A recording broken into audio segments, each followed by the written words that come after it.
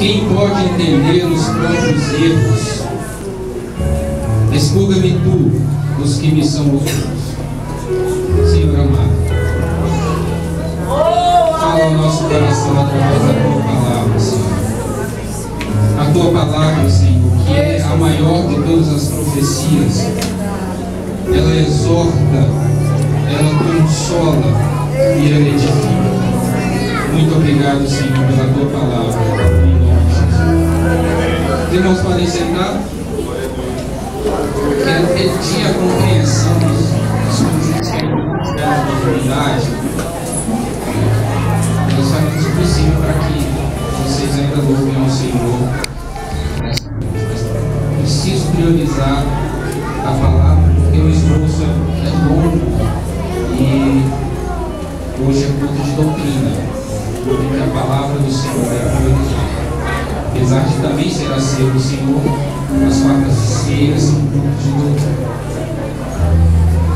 Irmãos, a palavra de Deus, lá em Hebreus, capítulo 4, versículo 12, e se você trouxe papel e lápis, se prepare.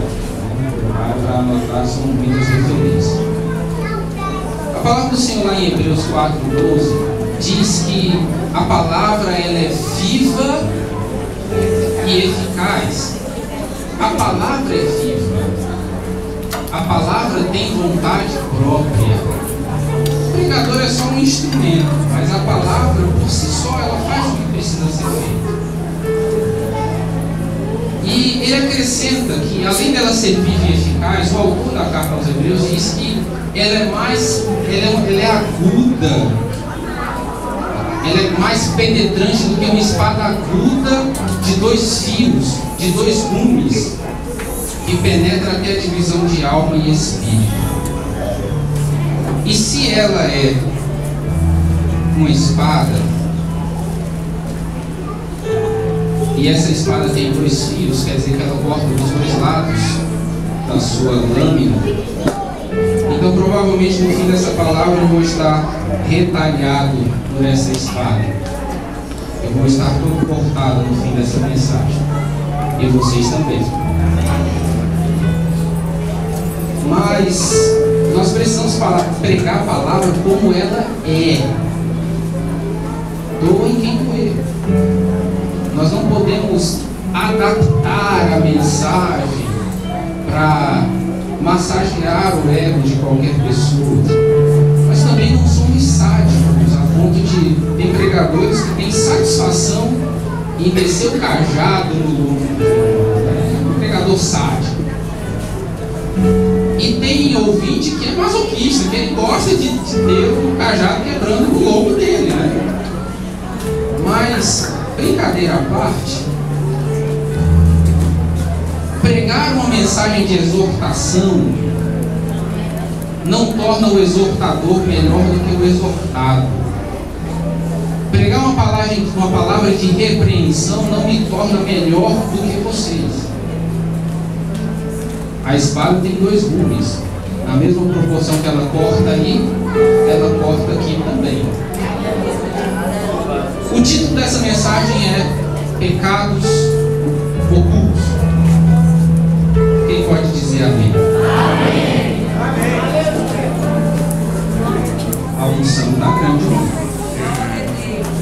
É difícil tremer durante a mensagem. Isso acontece quando o poder, a pressão da palavra é muito grande sobre a minha vida. Eu fico me controlando aqui para não sair correndo no meio da igreja. Irmãos amados, o salmista Davi diz, ou o salmista, né? Eu não sei se o autor é Davi, mas acredito que sim. Quem pode entender os próprios erros, os próprios pecados? Expurga-me todos que me são ocultos. A gente vai entender isso logo mais. Vamos para a essência da coisa, vamos para a introdução da coisa. A origem da palavra pecado quer dizer errar o alvo. Amém? Amém. Então, partindo dessa perspectiva, partindo desse pressuposto que a origem da palavra pecado não errar, é errar o alvo. Quando nós pecamos, nós erramos o alvo. Então, não basta simplesmente não fazer aquilo que é errado. A gente precisa fazer o que é certo. Usando essa analogia do alvo, da mesma forma que para um atleta que atira arco e flecha, qual é o objetivo daquele atleta quando ele pega uma flecha, bota no seu arco, estica, solta? Qual é o objetivo dele? O objetivo dele é acertar o alvo, não é errar a parede que está atrás do alvo. Vocês entenderam a diferença? Não basta simplesmente não acertar a parede. O objetivo é acertar o alvo e não simplesmente o objeto do alvo, o centro do alvo. Pecado é errar o alvo. O apóstolo Tiago, ele diz lá em 4,17, ratificando isso que eu acabei de dizer, confirmando isso que eu acabei de dizer: aquele que sabe fazer o bem e não faz, comete pecado. 4,17 de Tiago. Ou seja, não basta errar a parede, você precisa acertar o alvo. Não basta simplesmente não fazer aquilo que é errado. Eu vou viver a partir de agora uma vida de privações, de renúncias. Isso vai fazer de você um grande e bonito hipócrita e fariseu. Não basta simplesmente não fazer o que é errado, você precisa fazer o que é certo. Há algum tempo atrás, a Igreja Católica, no Concílio de Latrão, ela instituiu um confessionário. Então, a partir daquele concílio, uma vez no ano, as pessoas tinham que ir até um sacerdote, tinham que ir até um clérigo, e ele confessava todos os seus pecados daquele ano. Mas isso não é possível. Não é possível não porque a pessoa não lembrasse de todos os seus pecados, e em parte também, mas porque há pecados que a pessoa não sabe que tem. Há pecados que a pessoa não percebe que tem. E nem por isso eles deixam de ser pecados. Quem pode entender os próprios pecados? Diz o salmista: expurga-me tu dos que me são ocultos. O apóstolo Paulo, na carta aos Romanos, e Romanos fala muito, tem muitas referências sobre pecado. Eu encontrei mais de 300 referências sobre pecado na Bíblia, com a palavra pecado, fora as variações: pecar, pecou, pequei, pecará. Só a palavra pecado tem 310 vezes na Bíblia.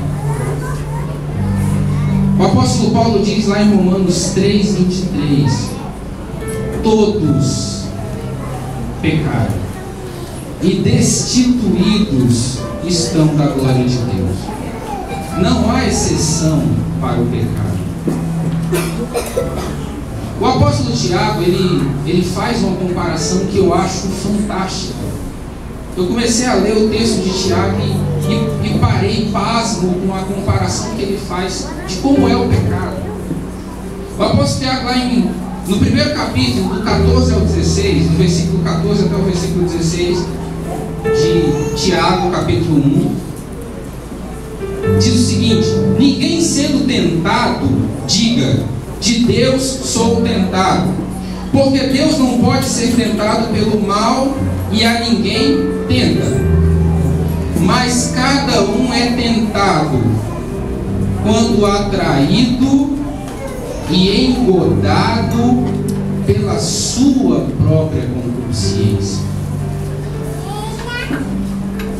Antes de ler o 15 e o 16, presta atenção nisso. O apóstolo Tiago diz que nós somos tentados quando nós somos atraídos e engodados. Quem é pescador sabe o que é um engode. O engodo é uma isca. É uma isca. Então o diabo coloca iscas para te atrair. E o pecado, o apóstolo Tiago mostra o pecado como uma gestação. Presta atenção nisso aqui. Mas cada um é tentado quando atraído e engodado pela sua própria concupiscência. Depois, versículo 15, havendo a concupiscência feito o quê? Concebido. Ele está falando de uma gravidez do pecado. O pecado é concebido dentro de nós e começa a crescer como uma criança cresce no ventre da mãe. As irmãs que já tiveram filhos aí, depois da concepção, começou a criança a ser gerada e foi tomando corpo, crescendo, até que nasceu. Geralmente 9 meses depois da concepção. Depois, havendo a concupiscência concebido, dá a luz ao pecado. E o pecado sendo consumado gera morte. Não pequeis, meus amados irmãos. Partindo dessa ilustração do apóstolo Tiago, a gente percebe que depois que você é fisgado pelo diabo através do pecado, e não importa qual isca ele usou, porque quem pesca sabe que existem vários tipos de isca, cada uma para pegar um peixe diferente, e imagina quem é o peixe. O peixe é você. E não é por menos que o símbolo do cristianismo é o peixe. Eu vos farei pescadores de homens. Então, partindo desse princípio de que o apóstolo Tiago assemelha o pecado como uma concepção, gestação e parto. Quando você é atraído, até aí tudo bem. O diabo joga a isca e você, o que é aquilo? Eu vou ver o que é aquilo de perto. E aí você se aproxima. Então a isca foi lançada. E a curiosidade do peixe é chegar perto da isca. Mas quando ele diz engodado, atraído e engodado, ele está falando, você é atraído, depois você é pego por aquela isca, você é preso naquele anzol. E aí ele diz, e havendo a concupiscência, que segundo o próprio Tiago diz, já estava dentro de você, porque você tem a natureza de Adão. Você pode não ter o pecado dentro de você, mas a concupiscência sim. E cada um é tentado e engodado quando atraído pela sua própria concupiscência. A concupiscência é sua própria concupiscência. No versículo 15 diz que depois que a concupiscência concebe o pecado, quando a concupiscência fica grávida do pecado, ela tem que dar a luz. Mesmo se você abortar o pecado, se você interromper o pecado, ele vai nascer. Vai nascer um aborto de pecado, mas ele tem que nascer. Ele não vai permanecer dentro de você. Eu achei fantástica a ilustração do Tiago, comparando o pecado com uma gestação. E ele finaliza o versículo 16 dizendo: não erreis, meus amados irmãos, porque o diabo pode até te atrair, mas se ele te fisgar, o pecado vai nascer. E nós não podemos nos deixar sermos fisgados, porque as iscas estão por aí. Eu queria falar rapidamente sobre o estado do pecado, a condição do pecador. Primeira carta de João, capítulo 1, versículo 9, diz o seguinte: se dissermos não temos pecado, enganamos-nos a nós mesmos e não há verdade em nós. E aí eu pergunto, hoje é ceia, está todo mundo lindo aqui. Se você disser que não tem pecado, engana você, é bíblico. Por mais bonitinho que você esteja aí, eu na minha gravatinha e no meu terninho aqui, não é caro não, tá? Não é Armani não, muito menos esse aluno todo, eu nem conheço.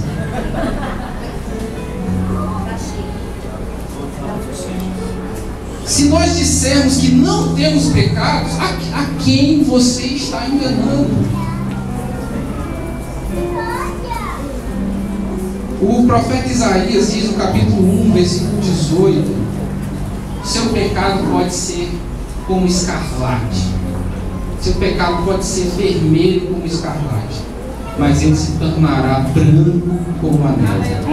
A grande questão não é não admitir o pecado ou mascarar o pecado, ou não reconhecer o pecado, é entender que há perdão. Porque dizer que não há pecado é enganar a nós mesmos. E às vezes a hipocrisia cansa.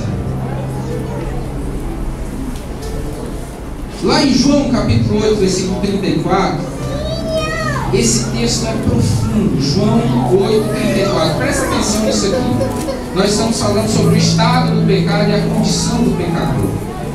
João 8, 34 diz o seguinte: aquele que comete pecado é servo do pecado.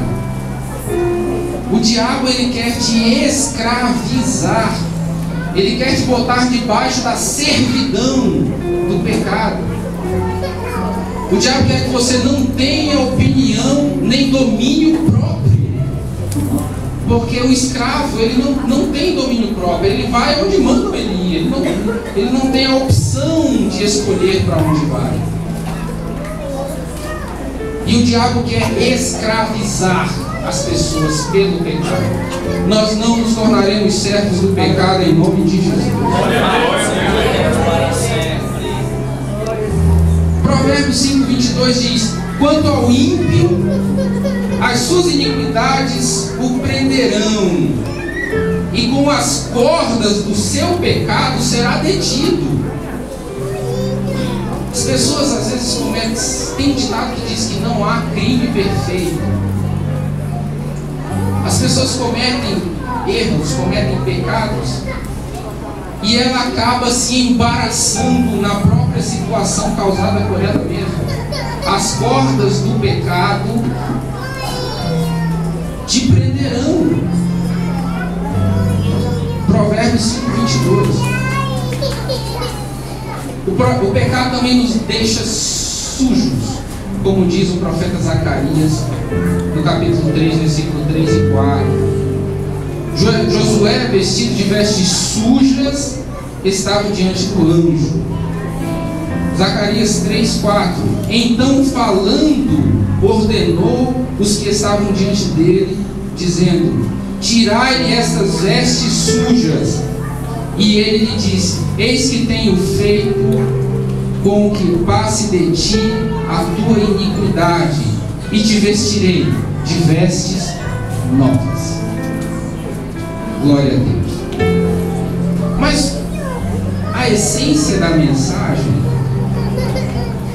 é a seguinte: quem pode entender os próprios pecados? Expurga-me tu dos que me são ocultos. O salmista admite que existem pecados ocultos, mas isso não é uma novidade. Muitas muita gente que esconde alguma coisa. Uma vez